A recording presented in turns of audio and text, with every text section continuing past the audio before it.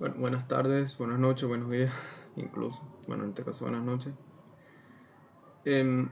Hoy veremos un tema. Bueno, seguimos todavía con inductores por ahora. Y hoy hablaremos cómo se comporta un inductor en corriente continua y cómo se comporta en corriente alterna. Bien, sabemos que en un capacitor, vamos a meter el capacitor porque es importante saberlo. Si metemos un capacitor en corriente continua, sabemos que él se carga, placas se cargan y dejan el circuito abierto porque bloquea la señal o la corriente. Bien, en un inductor como en un inductor, prácticamente como es un hilo de cobre, pues no ocurre cierta variación en lo que es el flujo de la corriente, porque él actúa como un conductor generando ese campo magnético o esa línea de fuerza y bueno, permite la libre conducción de esos electrones. Así que aquí podemos añadir que es conductor, actúa como un conductor, como un conductor. Bien, pero ¿qué pasa? Bueno, aquí ya terminamos. Ok, ya aquí explicamos que actúa como un conductor, no pasa nada, genera una inductancia, medio en Henry, en fin. ¿Qué pasa en corriente alterna? Aquí sí viene lo extenso. Bueno, vamos a meter otra vez el capacitor. ¿Se acuerdan que yo les había dicho que un capacitor genera una oposición, ya que él se carga y se descarga constantemente? Entonces eso genera una oposición. Y por ende, como genera una oposición, genera un ohmiaje. Bien, ¿qué pasa con el inductor? Presten atención. El inductor genera un campo de fuerza mediante un voltaje. Vamos a dibujarlo en una gráfica. Aquí.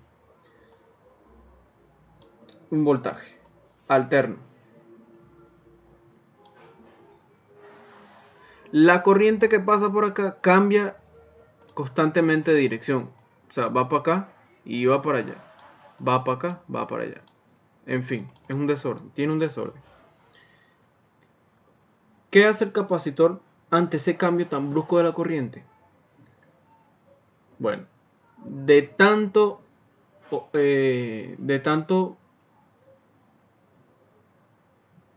retrasarse, sí, porque él se retrasa ante cambios muy bruscos de la corriente, él genera una corriente, perdón, él hace que la corriente se desfase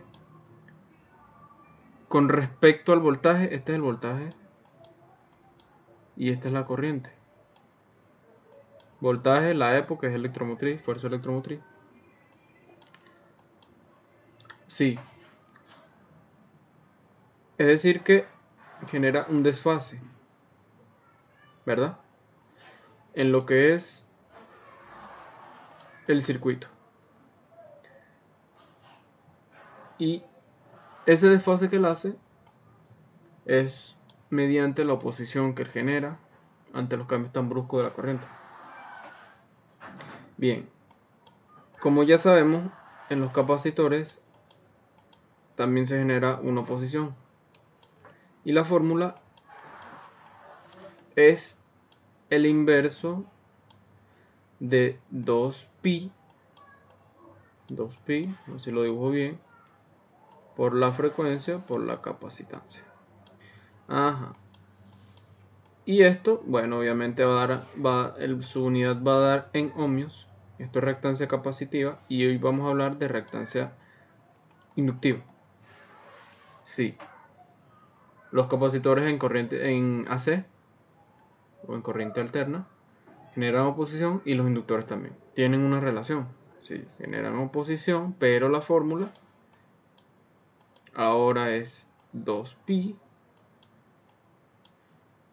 por frecuencia por inductancia. Si no me equivoco, sí. Entonces, ¿cómo hacemos los cálculos? Igual. Si por ejemplo acá tú tienes una corriente y tú por medio de ley de Ohm ya tú sabes que es voltaje entre resistencia, pues en este caso tú el único valor con que cuentas es con los 120 voltios, por ejemplo, alternos. 120 voltios alternos, pero no tienes la resistencia. Bueno, sustituyes este valor y como te dije, XL, que es la reactancia inductiva, es una oposición y por ende es resistencia. Entonces, mediante cálculos, suponte que esto es un Henry. Esto opera a 60 Hz. Hace los cálculos. Así de sencillo. Hace los cálculos. Bueno, aplicas la fórmula, ya tienes los valores, tienes el 2pi que recuerden que es 3,14 multiplicado por 2, la frecuencia que son 60 y la inductancia en este caso es 1. Multiplica todo eso y lo colocas aquí. Y así te va a dar la corriente final. El inductor en corriente alterna no se comporta como un conductor, sino como una resistencia pasiva. Como un elemento, bueno, es un elemento pasivo, pero acá, bueno, se convierte prácticamente en una resistencia, igual que un capacitor, también se comporta un elemento pasivo, pero oponiéndose al cambio de la corriente.